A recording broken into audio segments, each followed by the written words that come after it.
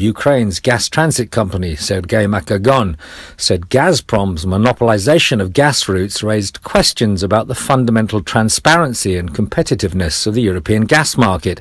He said its leverage for obvious political purposes must be stopped. Gazprom is pushing German regulators to give the go-ahead for gas to start flowing through the newly completed Nord Stream 2 line from Russia to Germany under the Baltic Sea. The Nigerian President Muhammadu Buhari has announced the conditional lifting of a ban on Twitter, which has been in place since June. Our Africa regional editor, Will Ross, reports. This dispute may not yet be over, as President Muhammadu Buhari said the ban on Twitter would only be lifted if the company fulfilled certain conditions, and it's not yet clear what those are.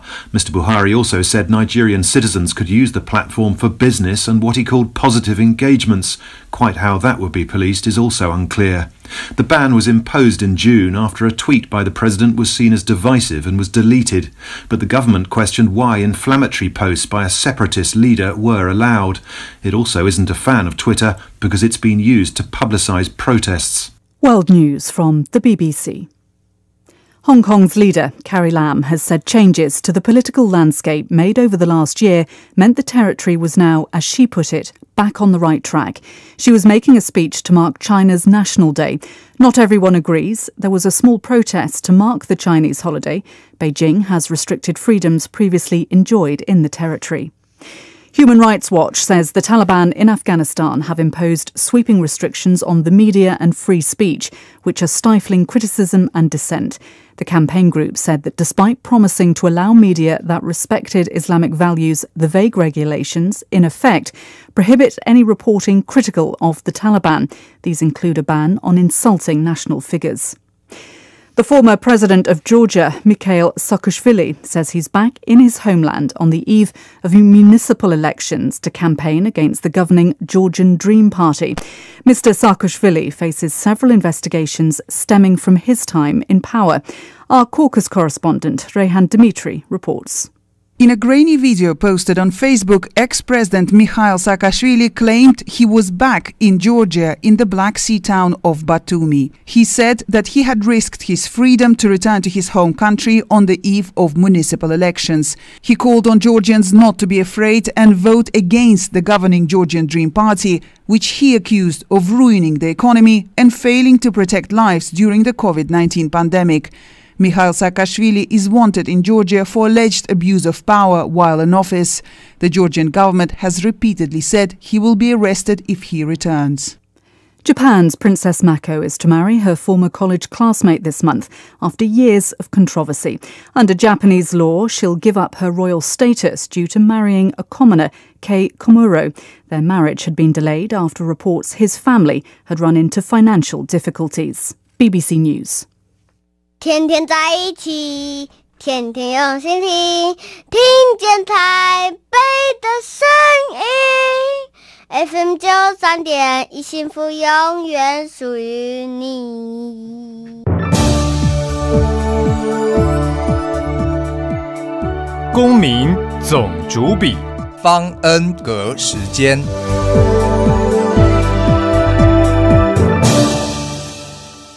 谁当家？谁当家？谁当家？你当家？谁当家？谁当家？谁当家？谁当家？我当家。你当家？我当家。我当家。到底谁当家？你来当家。Welcome to Residence Messenger on Taipei Broadcasting Station. I'm the host, Ross Darrell-Feingold, and our guest today from the Taiwan Startup Stadium, Taiwan新创竞技场, is Alan Koo. Alan, welcome to the show. Hi, thank you for inviting me. Now, before we talk a lot about the startup scene in Taipei and what you do at the Startup Stadium, tell us a bit about yourself. Where are you from originally? Originally, I'm from Charlotte, North Carolina, but mostly in Winston-Salem, North Carolina. Was born in New York, Long Island, but most of my elementary years through university were in the South. Yeah, that's not a part of America that many Taiwanese are familiar with. Although sometimes they go to school in North Carolina, has a lot of great universities. But wow, what was that like? Honestly, I think it builds different type of ABC, as they call it here in Taiwan, ABCs, because generally most of your audience or who are familiar with ABCs are generally LA, New York, or even most cities on the West Coast, so Houston, Atlanta. But from North Carolina, growing up as a Chinese person in a mostly 50-50 split African American and white communities, I've learned to be vocal. Because you need to be vocal growing up, and if you stay silent, you pretty much are an outcast. So I think in many ways growing up in the South kind of benefited me to now to be more assertive, to be just to be, I guess, American in a way, just to express your thoughts. Now, the South is known for a lot of stereotypes. Maybe we should talk about them. Some of them are sensitive, but do you drive a pickup truck or some of those other? No, I've never driven a pickup truck, but I've always liked them. But I've never driven one. But the South does have a lot of it definitely has its image. Now, when you were growing up in the South, what was your dream job? Wow, I can't say in the South I had a dream job, but growing up, I would like to say a pilot, and mainly because I used to come back to Taiwan, elementary school, university, high school for the summers and spend 3 months here. But every time coming back, I'd always do the cross-country flight from East Coast to West Coast, take the LAX and come to Taiwan. And, all those plane trips growing up all through those years, a pilot was really cool when I was coming up in middle school and high school. Well, Charlotte's actually a very important airport. It's actually a very important financial center, which I think a lot of people out here might not realize as well. Yeah, correct. It's the home of previously Wachovia Bank, who became Bank of America. And as a hub, it was Charlotte Airport, or Charlotte Douglas Airport, is also the home of, before it was called U.S. Air, and then eventually it became, I want to say, part of Continental and so forth down the line now. And you went to university at North Carolina in Charlotte. Correct. Why that campus? Because it's a big system, and a lot of people know it because of sports. They know the North Carolina university system because of sports. Why did you choose to go to university in Charlotte? Oh, that's a good one. So high school was in Winston-Salem, North Carolina, and if nobody knows Winston-Salem, if you put those two words together, Winston and Salem, and you separate them, it's the name of a cigarette and a menthol cigarette. And it's actually the home of RJR Nabisco and also Sara Lee and Haineswear. But otherwise, growing up in high school, a lot of friends were just Charlotte Hornets fans. And I had half my friends go to Chapel Hill, half my friends go to State, and the other portion went to Charlotte. And unfortunately, my SAT scores weren't great enough for Chapel Hill. And so between NC State and Charlotte, I chose Charlotte because it was a more cosmopolitan city in the South, next to Atlanta. So if you're in the South, and South goes from Virginia down to Florida, all the way west to maybe Tennessee. But where does it stop in Florida? Oh, that's a good one. I want to say it's going to stop at Jacksonville. Yeah. Which is actually relatively north in Florida. Yeah, that's correct. Yep. Yeah, that's kind of the reason why I chose Charlotte. And what do you do for fun in Charlotte, just besides Hornets games? Well, yes, okay. Well, Charlotte's really cool. You got you have Lake Norman, which is it's a housing, but it's also a huge lake, and it's part of Duke Power. So it's kind of Duke Power's reservoir for their water. But other than that, there's a lot of water sports on Lake Norman. And in addition, you're about a 3-hour ride down to Appalachian, which is the home of Appalachian State and the Appalachian Mountains. And so did you spend a lot of time hiking up there? And, yeah, because you get close to the Tennessee border, and there's a lot of nature out there.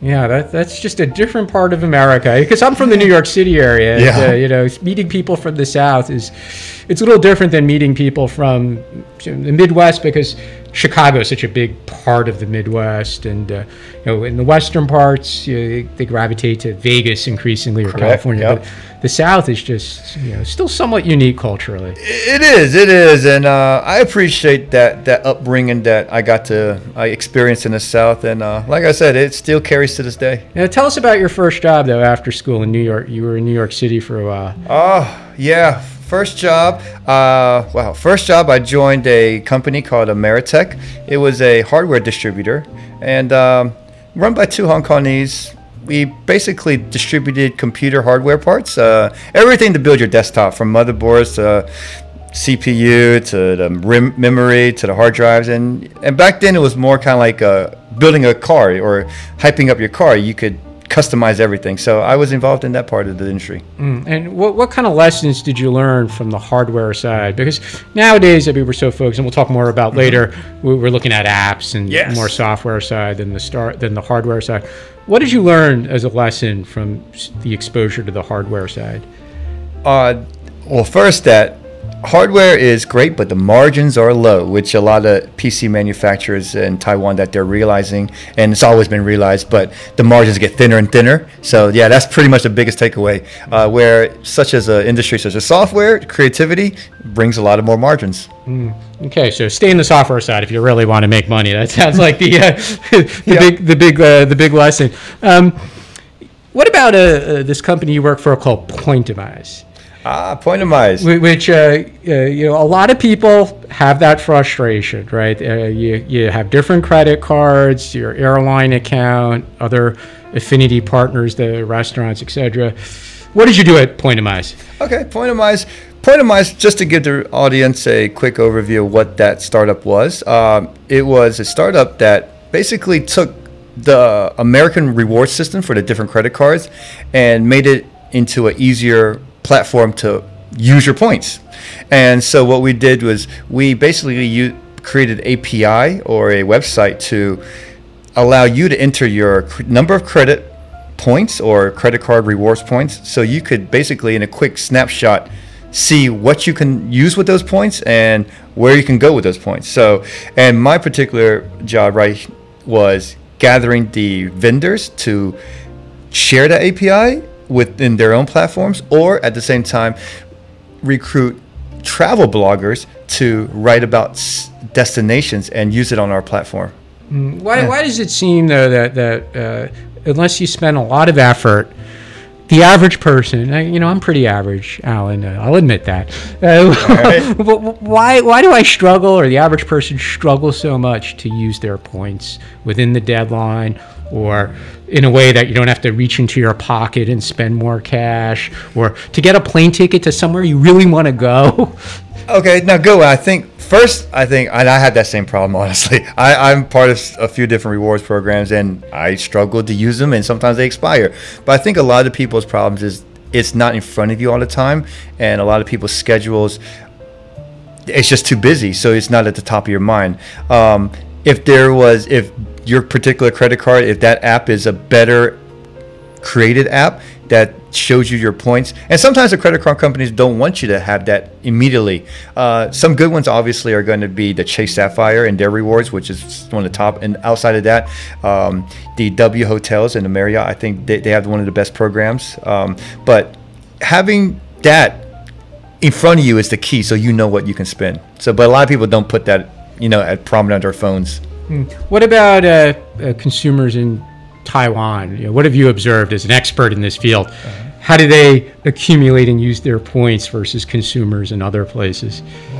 And I can't speak to every Taiwanese, but I would personally think that Taiwanese, from my colleagues' discussions, they actually are more in tune to using their points, because I think in one way Taiwanese are more observant of their spending and then what they can achieve with what they have spent before. And obviously Taiwanese are bargain hunters, so if they think that, hey, I have this in this particular account, I'm going to use it. So I think that for myself, I think they're more observant of what they have. Well, when you were working with this company, did you have any really funny stories that occurred? Like a user of the Pointimize platform shared a story with you where they accumulated points from here and there, and they got a round the world ticket or some kind of really amazing deal. Okay, if I go back right now, there was one gentleman. I can't recall his handle on Twitter and also Instagram, which all these influencers who use points are. And if you guys are interested, it's called TPG, or the Points Guy. It's quite famous guy. But outside of TPG, there was one individual that I communicated with. He was a points influencer, and he basically was himself a banker, so he had a decent job to accumulate points. But outside of that, because he would blog and also post about his travels. He was actually a preferred and VIP guest at all the Ritz-Carlton properties throughout the world. So, and we would feature him on our website, and every time I talked to him, he'd be in some hotel room, or his IG channel would have box of chocolates and wine waiting for him, and the hotel manager would greet him. And so that's pretty cool when somebody already, when you have that status and your community is like, oh my God, this guy travels in first class, like really first class. Yeah. And he was doing that off of his points, or he was doing that off his points, yeah. So any insider tips for accumulating or using points? Yes. Do tell us then. Give us the insider tips. If you're in the States, I'm not sure about Taiwan, but for those who are living even in Taiwan, if you can, keep opening up credit cards. Don't use them. Open a balance just enough to accumulate the required points or the offered points, but otherwise use those offers. Each credit card company, as many people here know, they offer X amount of points to once you sign up.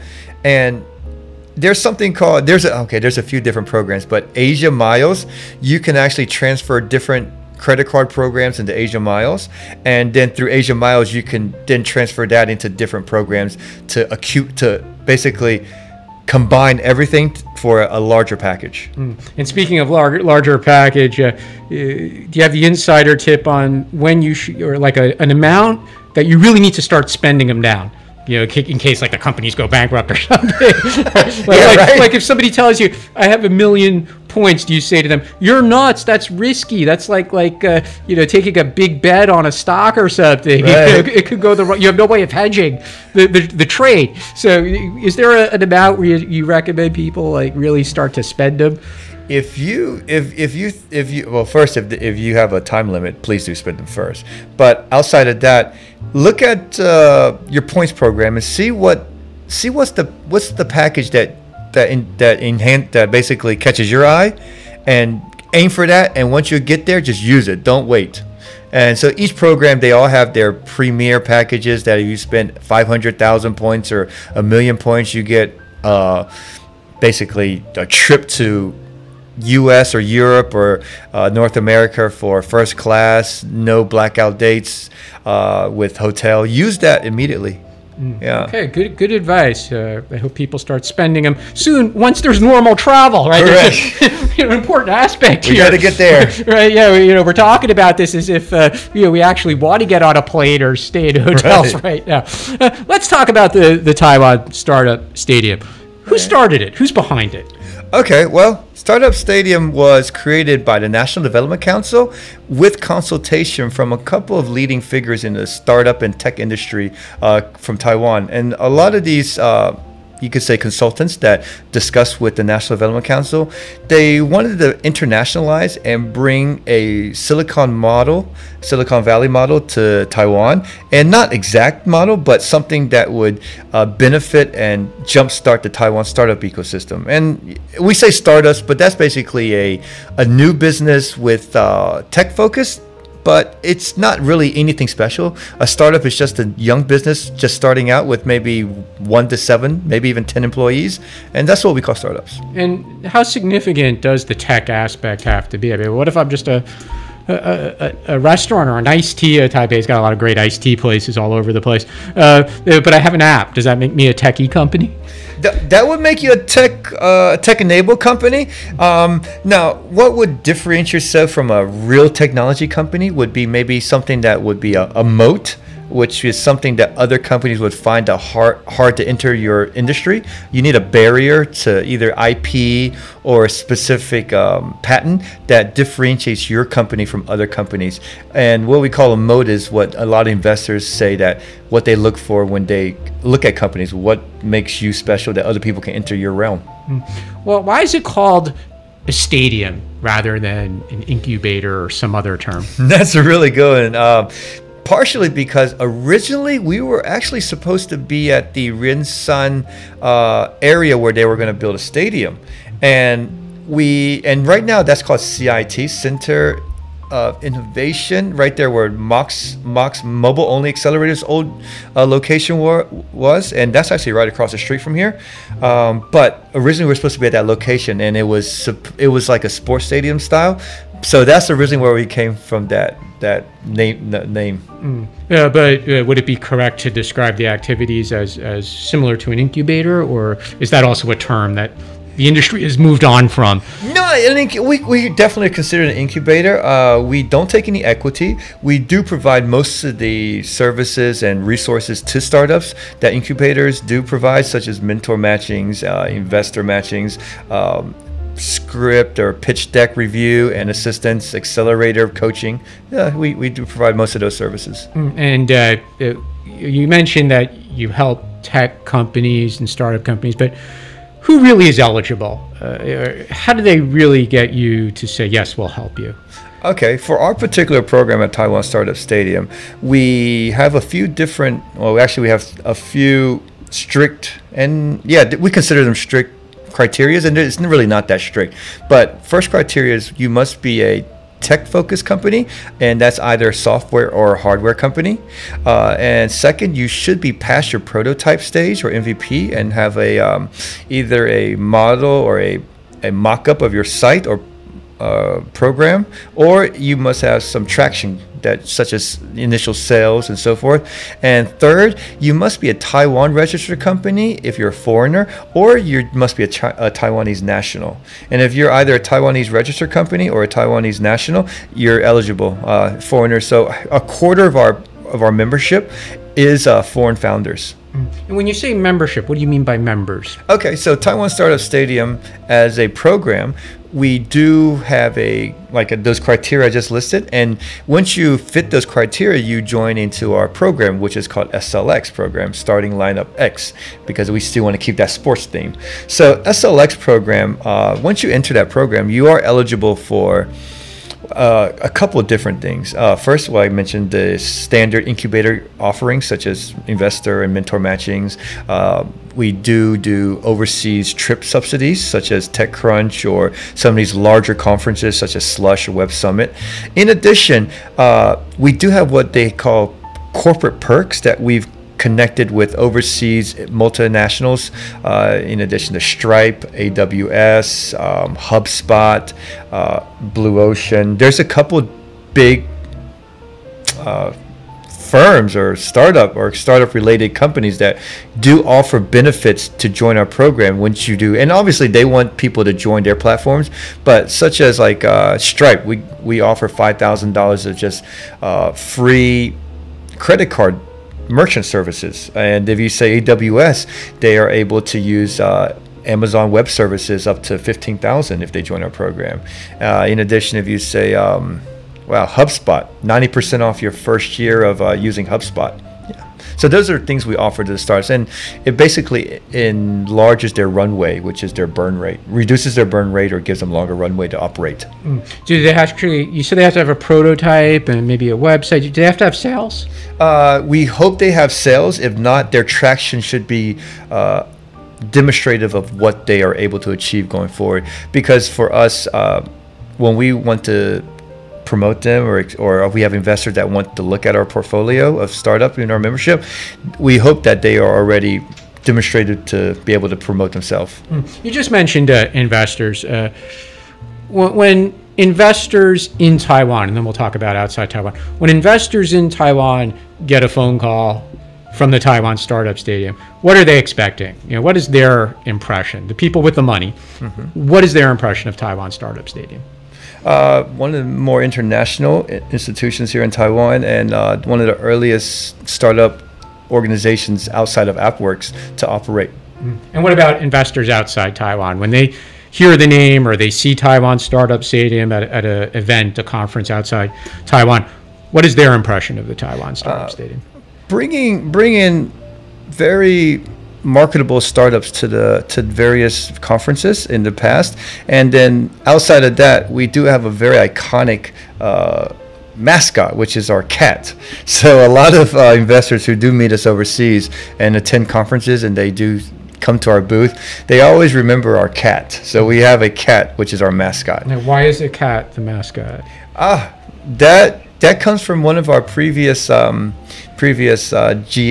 and her name was Holly, and a cat was decided to be kind of like that little mascot for us. But why something such as that? It's to bring recognition and memorability to people, so that people remember us. Because when we do go out, we do have bright yellow colors, and so branding wise, we want to be in people's memories and faces. So kind of our marketing is quite unique when we go out to conferences, which is also important for startups as well, right? Yes. Yeah, it makes me think of that scene in the movie about Facebook when Zuckerberg goes to meet the investors and he's wearing a bathrobe. Is that the kind of marketing you had in mind? Not like that, but somewhat similar. Well, you got to have you got to do something that really sets your idea apart, or in your case, the organization, right? Yeah, correct. So we are a little bit different. We have a Rock Hands logo, or Rock Hands always for taking pictures, and outside of that, we host pretty innovative workshops every time we go overseas. Are overseas investors thinking, though, that and it's not a bad thing, but when they hear from you that it's going to be something specific to Taiwan or China, to the Mandarin-speaking markets, is that their impression?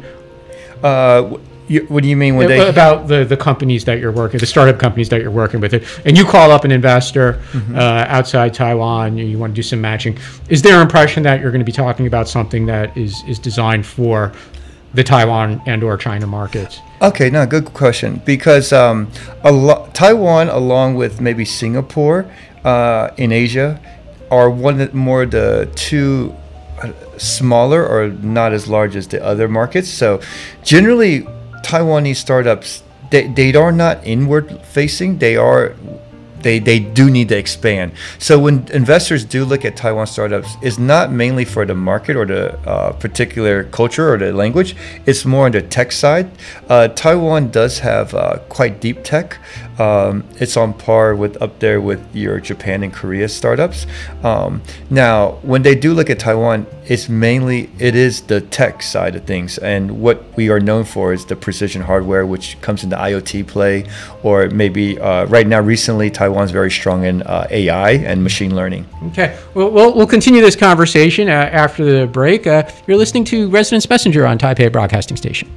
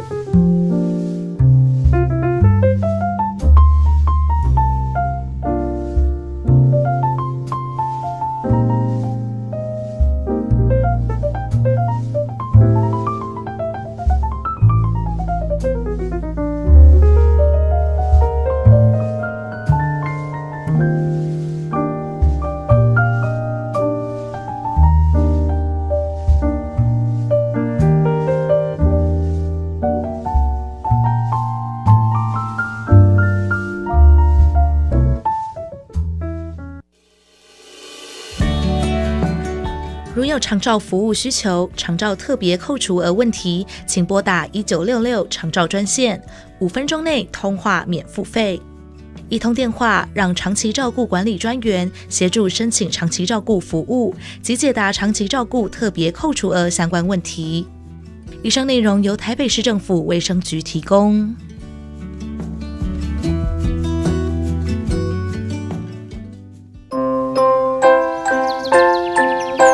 爸爸应酬不开车，黄色嘟嘟安全多。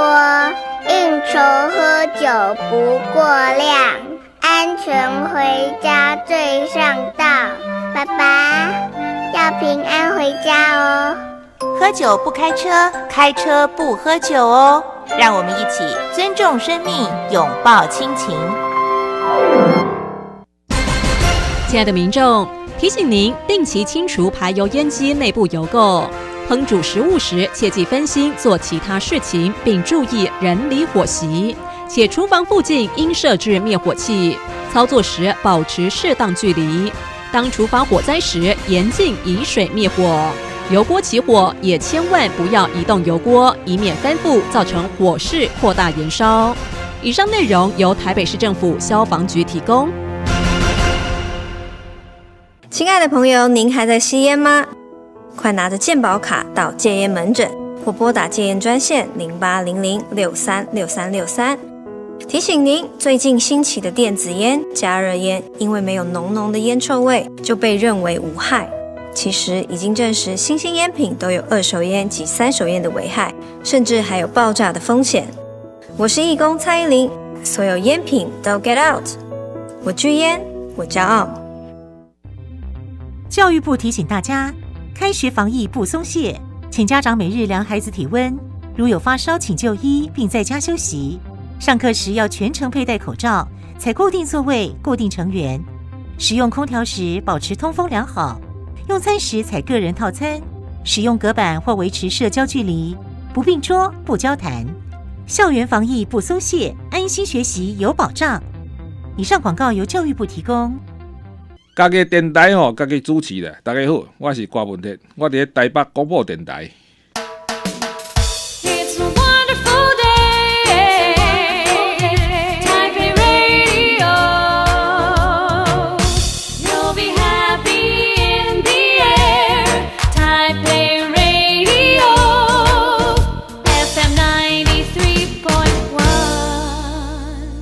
谁当家？谁当家？谁当家？你当家？谁当家？谁当家？谁当家？谁当家？我当家。你当家？我当家。我当家。到底谁当家？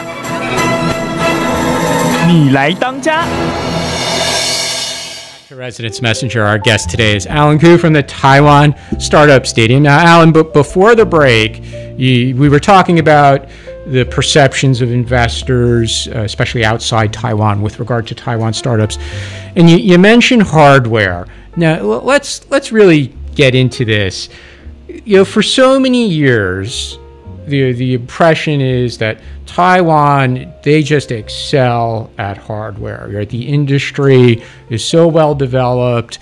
The ecosystem within that space is well developed. The pipeline of engineering students into the companies. We talked about margins earlier and how Taiwan Notebook and other hardware manufacturers understand how to deal with shrinking margins, the famous cost down in the Taiwan tech industry. But where do we stand in 2021 in the startup scene, especially with hardware versus software in Taiwan?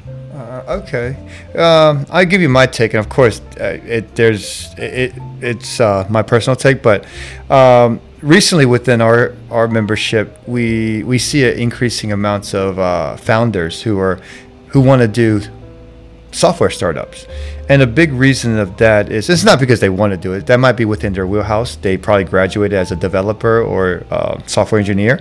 But another reason is because the barrier is a lot lower, because you're a self-funded team, because you're the founder and you have the ability to create an app, a software, a machine learning algorithm. And another aspect of that is because of a hardware startup, just to create a molding for your product and that sometimes can run up to $20,000 US. And if you are doing a long run, which is larger quantities, you probably need to get either a higher quality mold or multiple molds, and so your cost can increase. And if that mold isn't correct, you basically wasted a lot of money.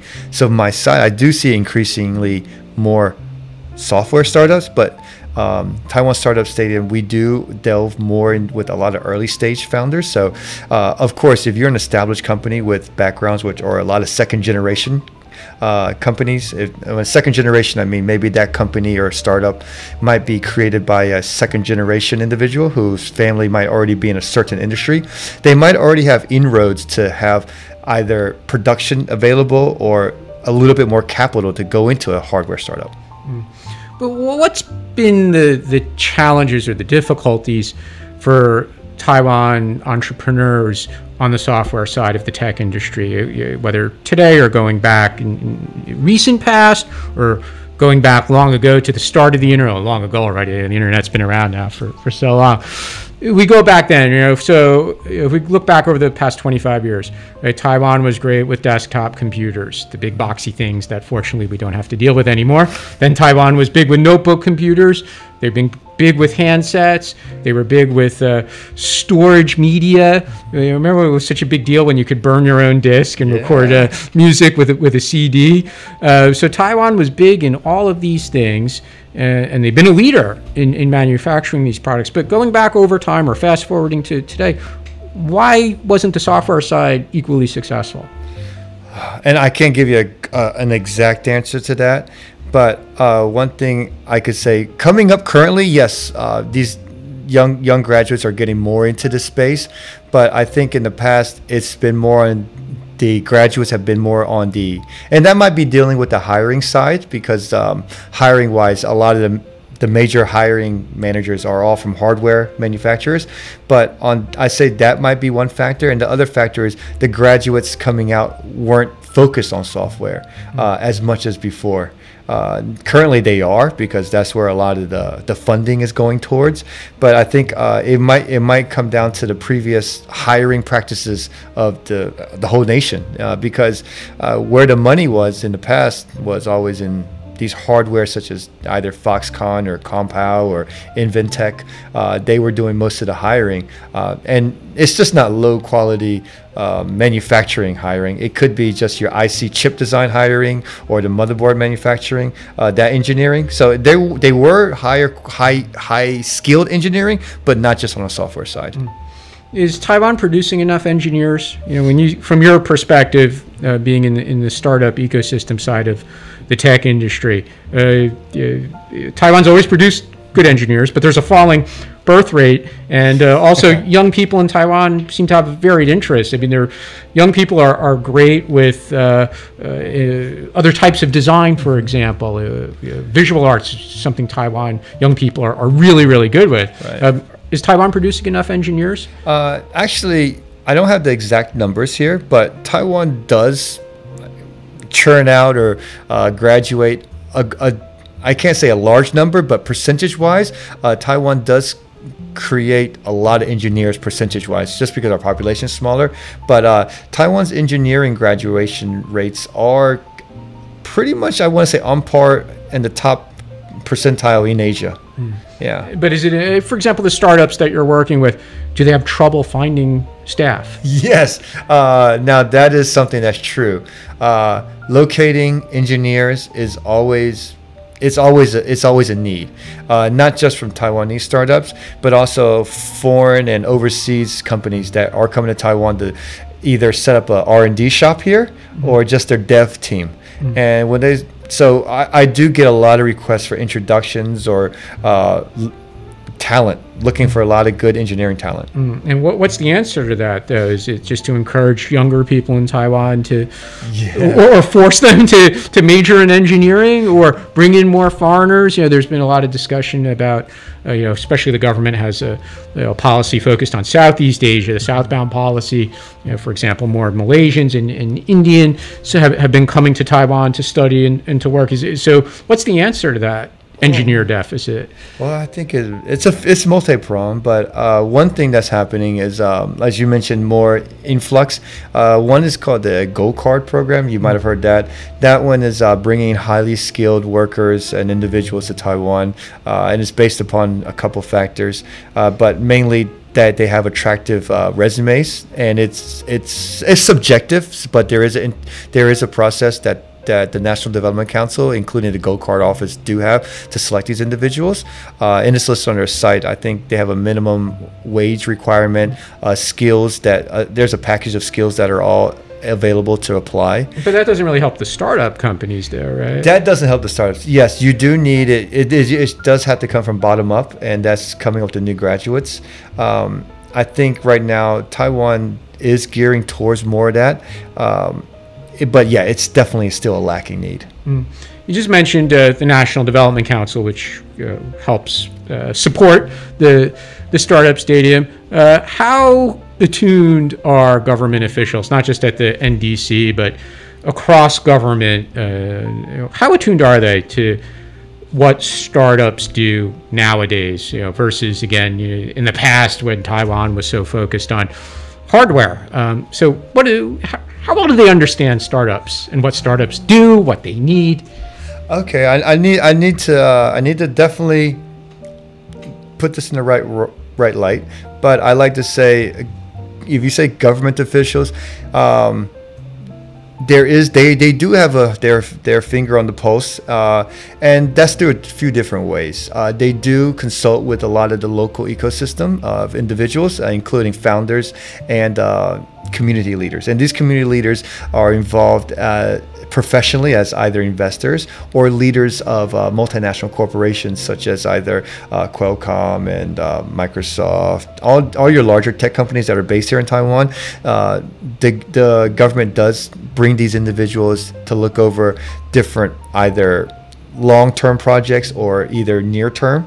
And so with that said, they are trying to put their finger on the pulse more and more, and creating different types of program specifically to solve a few different pain points. It's been a learning progress, but they definitely are on the right path. Let's talk about some success stories that you've worked with at the startup stadium. Give us some examples. All right. There's a company, startup named Ubiik, UBIIK. They do have a foreign, I could say foreign half BD manager. We work with them just since 2018. They've already been, they've achieved all the innovation awards.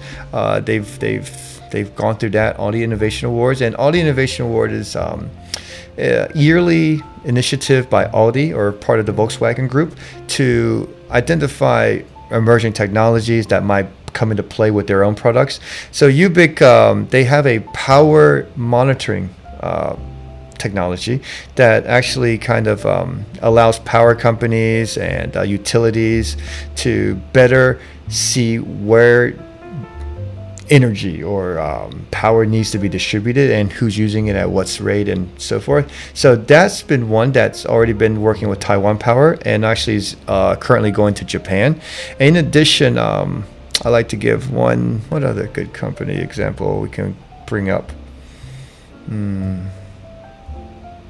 Wow, Cubo, CUBO is a baby monitoring IoT device with AI implemented into their algorithms. It looks like the Twitter bird, but you put it over your crib. This company has raised, I think they're in their Series B at around 5 million or more. And excuse me, Cubo, if I put that numbers wrong. But they've actually they've been on most of your major medias in the U.S. Engadget, TechCrunch. They've already had a successful crowdfunding initiative. They are on Amazon. And they began our program in 2018. They've gone through media-wise. They have excellent media. They are pretty much, they've already been invested by the National Development Fund.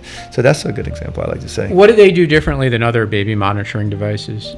Okay, so when your child is either is moving at that evening, it can actually remember where it was in disposition and give you a review of how many times he moved, and if he does actually leave the designated area, it will do an alert to the parents, either through phone alerts or through other means, email. But the algorithm basically allows the monitor to tell you where this baby should be and if he is turned over on his face, and that's actually a monitoring where he's either up and can breathe and looking upwards, or if he's actually face down and could choke and not breathe.